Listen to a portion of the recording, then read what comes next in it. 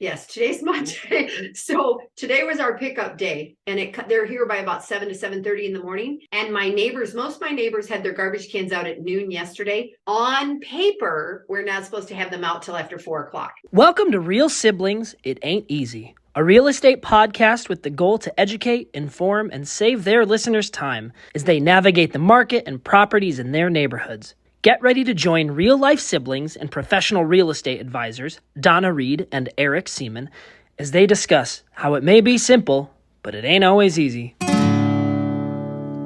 Every time I think about the places I have known, I realize that times have changed. So I'll do what I can to make this house into a home. Yeah, yeah. Hi everyone and welcome to Real Siblings, It Ain't Easy. I'm Eric Seemann, realtor with Keller Williams Heritage in San Antonio, Texas, and I am here with my sister. I am Donna, and I'm with Keller Williams Southern Arizona in Tucson, Arizona. For our regular listeners, you will know this is not your typical real estate podcast, and if you're new, we are not your run-of-the-mill host. Where you live, how you live, and what type of property you call home reflects your life, livelihood, and your lifestyle. Donna and I work to blend lifestyle together with real estate to entertain and inform our listeners. We grew up in the village of Lindsey, Ohio from the late 1950s through the 1970s. In the 1980s, Donna, now married, returned to raise her family. The combination of what we refer to as our idyllic lifestyle, together with memorable homes, irrevocably impacted our lives and careers in real estate in the Southwest states we now call home. We have recognized that the properties are only a portion of the equation and that the balance is comprised of our life and upbringing in that small farming town. We hope we will be successful in providing you expert knowledge of our markets while we share some history, statistics, or simply information about the real estate market you may not be aware of. And with that lovely introduction, gosh, somebody's really, really good. Donna's sliding to the side in the YouTube video, and we're talking trash to treasures. That's right. Today we're talking trash. I just got to be honest, in putting this all together, trying to move this ahead to season 2, I put together a production schedule for 2023. We You're had organized. talked, what? I said you're organized, unlike me, who's like, what are we talking about today? Had put that together, and we spent a lot of time talking goals and gem show and things like that that were very lifestyle. I thought, you know what? Let's just talk trash. It sounded like it would be a light-hearted subject, but as we prepared for this and even discussed, now we're ready to record going, okay, there's a lot more to this than what we originally thought. And to be honest, when I put it together, Donna, I was thinking more about what I experience as a real estate agent in a neighborhood. And San Antonio, with its growth and development and everything, we have a lot of neighborhoods that have what I refer to as a 10-foot curb cut, which means the houses are so close together, if you've got mirror images of houses, you have only 10 foot between you and your neighbor's driveway, leaving space for maybe one car. Right. And if it's a narrow street and there's cars parked on both sides, only one car can make it down the road at a time. Right. Now add in the fact that you've got trash bins that you're putting out there. Because men don't jump off of a trash truck anymore like they did in our day. Yeah. It's some sort of mechanized, pick it up. If it's not turned exactly right, it's going to be. And in San Antonio now, I don't know about Tucson, there's 3 different bins that go with our solid waste management, and they're out 4 times a day because waste pickup is twice a week. So in a neighborhood, each person would have 3 different bins, Alex? Yes. Every house has 3 different bins, and they're huge. They give you a 64 gallon. You can downsize to a 48 gallon if you're not producing a whole lot of trash. Right. And if you're a heavy trash producer, you can upgrade to a 96 gallon. Mm-hmm. That's a lot of dumpster.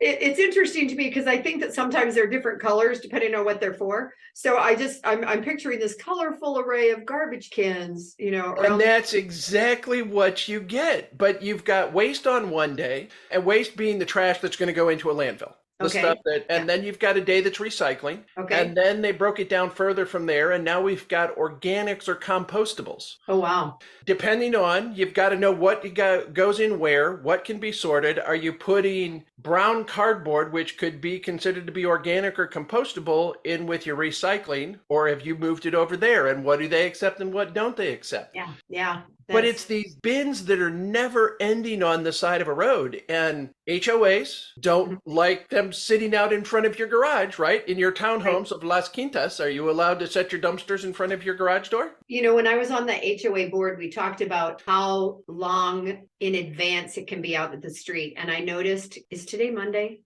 Yes, today's Monday. So today was our pickup day, and they're here by about 7 to 7:30 in the morning. And most of my neighbors had their garbage cans out at noon yesterday. On paper, we're not supposed to have them out till after 4 o'clock. So Wait, until 4 o'clock in the morning? No, 4 o'clock the day before. So they're not supposed to be out all afternoon. But when I came home yesterday around like 1:32, half my neighbors already had their stuff out. Now, the other piece of that is, it's depending on the weather, and if there's javelina running around, they can get into the garbage cans. So there's a little bit of logic to that, but I typically don't put mine out till 8 or 9 at night. And it's just funny to say that, but no, we can't leave them sit out in the driveway. They have to. Okay, and think of your Arizona heat. What's your average temperature at right now? Actually, today was one of the first days that I turned on the air conditioner. So I think the house was like at 80 inside. So probably 90 outside. So 90 degrees outside. We're not to May yet. Yeah. And if you put trash out on 4 o'clock the day before and it sits there all night, if it survives the javelinas, then you've got it roasting in the sun. It is composting itself. It gets picked up. And if someone's decided to eat seafood, I don't know about you, but I think seafood trash, the bags, if you've got fresh seafood or something like that, chicken bones. Chicken. Oh my gosh. Do you have one trash dumpster in Tucson, or do you have more? So it's interesting because I'm just helping a friend going through this, and he's kind of cheap and he didn't buy things. So my friend Steve, so he just uses small cans, and his kids are like, man, there's not enough room. I have a waste management trash can that the neighbor gave me because our trash pickup provider wasn't giving them out anymore. So that's not who picks them up. You used to get one when you moved in. Nope, not anymore. Now you got to go buy one. So everybody else has these blue ones. And then I have a recycle container because I have good neighbors. And I live alone, so I don't have a ton to recycle. They get picked up the same day, about 2 or 3 hours apart, you know? I think they're all just blue. I don't think they're different colors. And if I do my recycles with papers, I'm supposed to put them in a clear garbage bag as compared to another. But you also mentioned, Eric, cardboard, which I thought was interesting because, you know, you get so many things now. Amazon comes, right? You have all these waxy cardboards. I don't know if the waxy cardboard can be recycled the same way as like the other. And if you get pizza sauce or pizza grease, they're not supposed to take it. So your melted cheese and your greasy pizza boxes don't count as being recyclable. Yeah. They have to go into the trash. You mentioned Amazon. Amazon ships 608 million packages per year in the United States. Wow. And about 50% of their packaging is what? Brown, right? Yeah. Most of your Amazon packages, whatever you get is inside another brown box. That's true. A box with in a paper box. dunnage or something else to kind of keep it from sliding around. Yep. Only 50% of that ends up being recycled. Yeah. And unless something, like you said, unless there's oil been dripped on it, something broke, most of that can be recycled, and it's not. You know, I just was doing my backsplash in my kitchen. So they were wooden boxes with super great foam, with another box that had the tile inside it with another piece of the foam over top in the brown box. Today, when the garbage went, all those waxy ones, they went in the regular garbage. They didn't go in the recycles, whereas the brown will, or I'll try to reuse it. All right. So do you consider yourself to be a big trash producer? No. And those numbers, so you guys, Eric was reading me numbers because, you know, he does this research, and I think I was going to say full of crap, full of trash.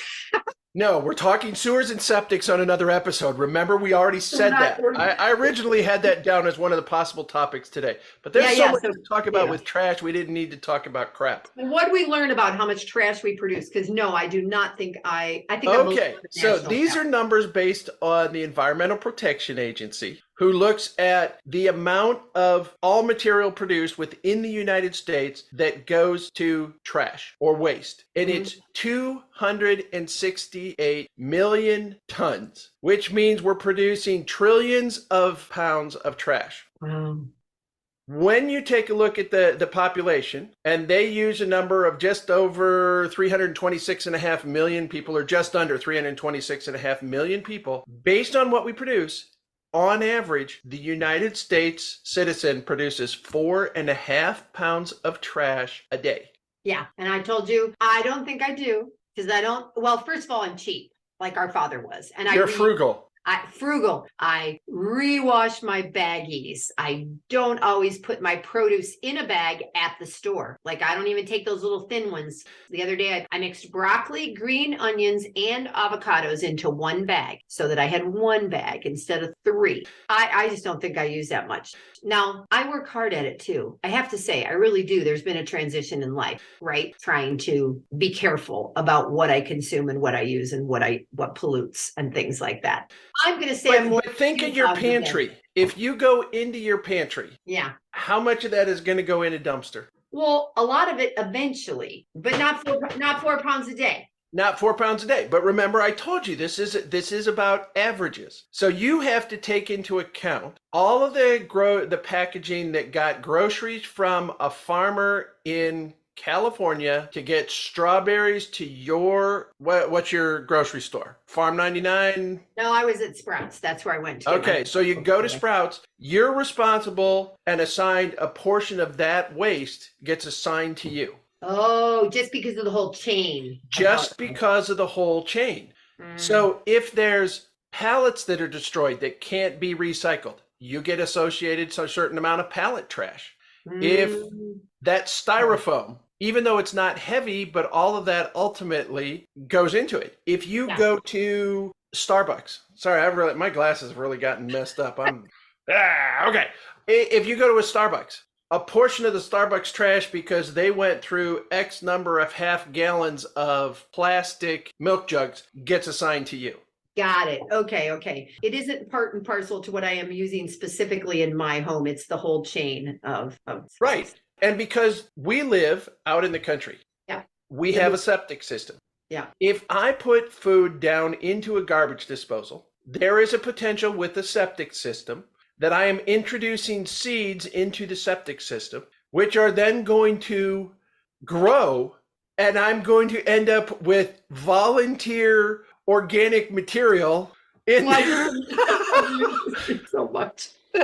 Oh my God. So no tomatoes, no cucumbers, no anything like that. Everything goes over our hillside. Everything. And I don't do a compost, the animal. Yeah. but I have all kinds of varmint and vermin, and we've even gotten to the point where right now we have a what's known as a ringtail cat. Oh. Kind of nesting up in one of the nooks created by our roof addition over our deck. Really? And a couple of years ago, when we had been gone for a couple of days, there was one down on the ground looking up at us on the deck, almost cursing at us because we'd left and hadn't thrown everything out for a couple of days. But if it's watermelon rinds or pumpkin rinds or potato skins or eggshells, all of it over the edge. All right.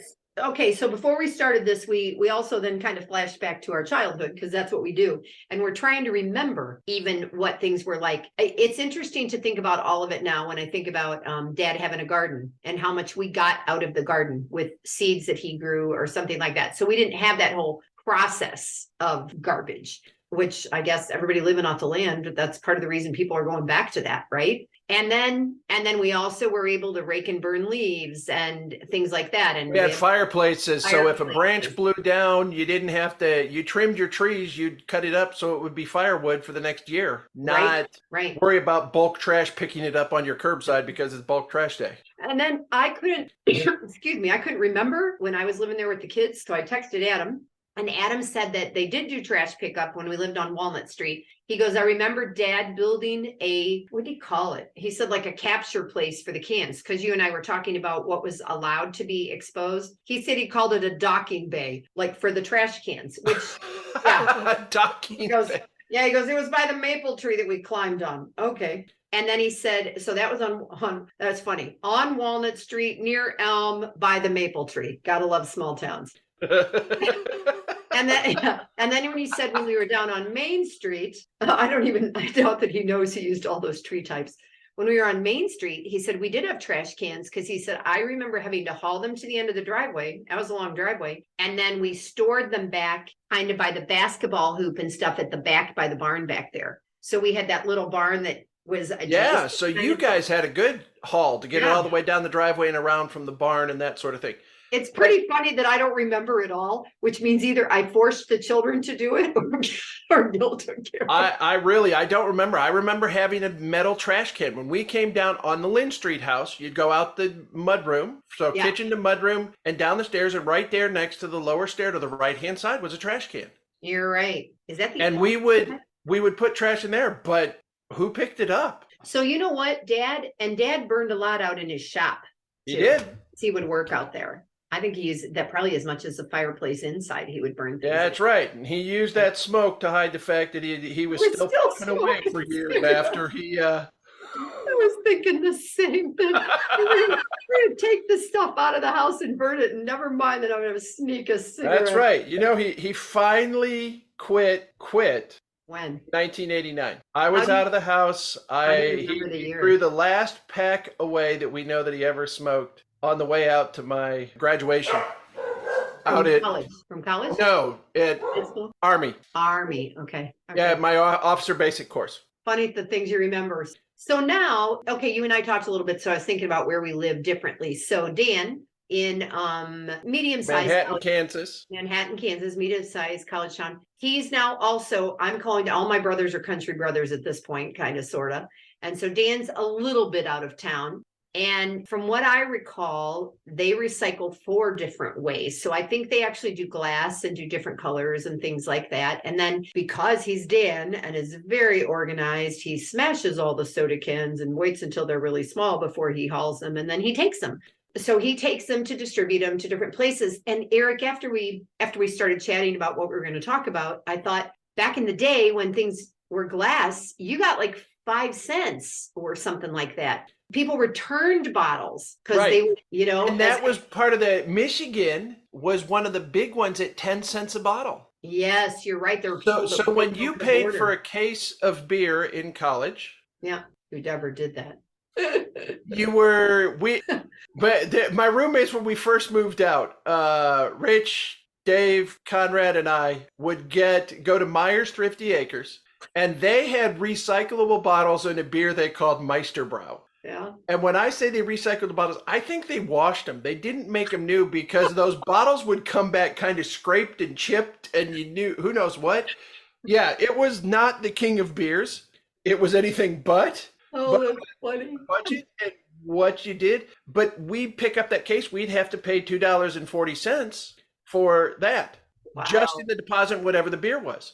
So then we talked about the fact that as a Boy Scout, paper drives in the 1970s became really, really a big deal. And we would regularly go around town and pick up newspapers. And of course, since Ken and I and Dan all kind of fed that at one point because we sold the newspapers, kind of brought it full circle because then we would be picking them up, bundling them. And at one point there was the laundromat in town that went out of business, and we stored the newspapers inside the laundromat until we took them in bulk and dropped them off someplace to be recycled. Did you think did you have to go to Toledo for that, do you think?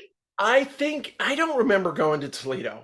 I think we took them into Fremont. Fremont would have a collection. Now, Fremont might have taken them up to Toledo. I don't know what the chain was at that point. And when we were really little, when we were little kids, on the way down to the cemetery, there was a dump. And at this point, and I remember going down there with Dad, and I remember everybody hauling things down there. I can't visually picture anything specific that was there. And I don't know if there were rules. I think as the years went by, there were rules, about what could be put there. But at that point, it was...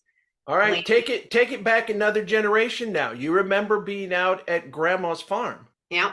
and you'd go out to the woods. You'd go take the sled that they built to pull behind the tractor. We'd load that up with trash. You'd drag it past the fields and you'd go back to the dump site they had in the woods. Yeah, good point. And you had drums that were going back there to the 1930s. And that's why when I list land, there is an environmental questionnaire, because in land that has been out there for generations, pretty much a guaranteed there's a dump site somewhere on that property. Yeah. Even if the current great-great-grandson doesn't know about it, it's there. So we bring it up from a discussion standpoint, because leaky oil cans, pesticides, fertilizers, just the grand combination of everything. The other thing you and I just said we wanted to talk about before we ended the episode was actually the upcycling. Yes, which is why your background, trash to treasures. Yes, trash to treasures. First of all, I didn't like that slogan being like, one man's trash is another man's treasure. Or woman's. Sorry. What word would you be assigned to how you were feeling there? Minimized? Were you being minimized? Were you being... I was almost in tears. No, I wasn't. But anyway, but I liked this picture. So, but I told Eric to leave the picture up that he had of his wall behind him, because Eric has an eclectic gathering of things behind him. But that Coke thing that you've had there for years. I'm not even... That's right. Those are both delivery for old bottles of Coke going back to the 1920s, 1930s. Yep. And this is actually an art project we did. I saw something that's a recycled license plate. Yeah. And then if you lean a little bit to your left, then you can see the Texas US 66. So when I had the Just Be Claus business in Ohio, the place where I had those made, or right around there, they actually made those Route 66 things, which I thought was fascinating, because I don't know that any part of Ohio was on Route 66. Yeah. So there's a lot that goes into this. And what originally started as just being those dumpsters in a neighborhood are really a pain in the neck. Yeah. And you're constantly dodging and weaving the trash trucks. And if it's a windy day, they blow down and they block the road, and then people run over them, and then you've got to replace them, and they cause accidents, and it just... Yeah, all sorts of stuff, things and stuff. But man, we put a lot of trash out there. Yeah. One of the things I just saw, Eric, because I have all the silver that I don't know what to do with this. That was either mom's or grandma's, or I don't know where it came from. And I'm not even sure if it's silver or silver plate, but I never use it. This is my 23rd year in Arizona, and I've never used it. And I was up in Phoenix at a market, or whatever, one of the outdoor markets, and somebody was taking the old silver and making jewelry out of it. And have you seen where they take the old silver forks and turn it into a wind chime? Yes. They'll melt the tines and they put it and they curve it, and then they've got a little silver fork wind chime. Yep. And if I'd had the money or thought I needed it, and it wasn't just remodeling the kitchen, they had an old pitcher that was copper that was on an angle like this, which those of you watching will be able to see. And hanging up from it were all the different pieces of silverware. And I loved it, because I'm putting a lot of copper in my kitchen. And I thought, man, what a smart thing to do, as compared to just melting it, getting rid of it. Does it melt if it's silver plate? Is it worth anything? I don't know. And then there's the additional. I have one additional note on my side, talking about those big major events. How much additional trash is produced in Tucson during Gem Show? How much additional trash is produced on a football Saturday because of the tailgating and that sort of thing, and what that does to us? And all of that gets assigned to us as well. Right now, we're wrapping up here in San Antonio Fiesta. 10 days of parties, events, parades, carnivals. It is loaded with additional trash. Yeah. What about New Orleans and Mardi Gras trash? All of the beads and everything that go along there. New York and Times Square. They talk about how many tons of paper are going to be picked up and recycled. There's a lot more we can talk about with trash, and we may have to do that in another episode. Keep talking about trash. As we get to Christmas, maybe we'll minimize our decorations. That's right. That's why we recycle our wrapping paper.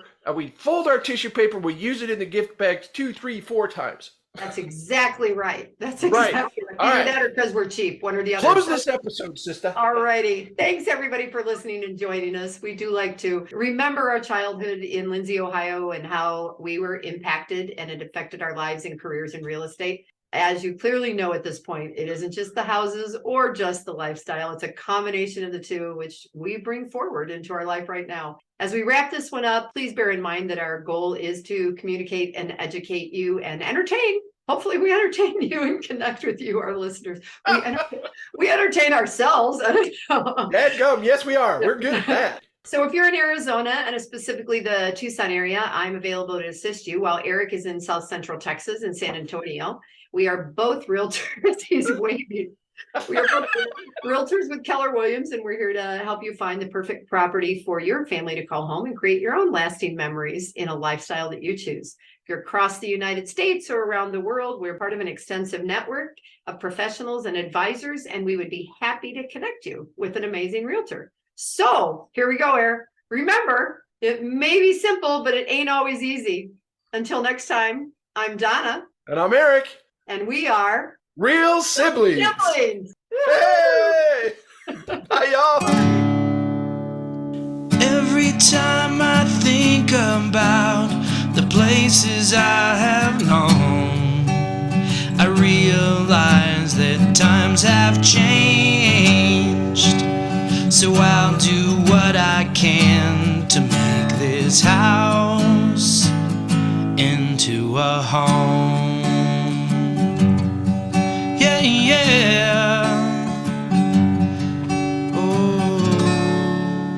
Hi, I'm Annabelle, and I want to thank you for investing your valuable time in listening to Real Sibling. It Ain't Easy. I hope you found this episode informative and enjoyable. There are several ways you can support this podcast with my Grandpa Eric and Aunt Grandma. Please take the time to like, follow, and subscribe. Additionally, leave them a 5-star rating along with a review on your preferred podcast platform. The final thing I would ask is that you recommend this podcast to a friend, a family member, or an associate. Your engagement is critical to their ongoing success, and they look forward to connecting.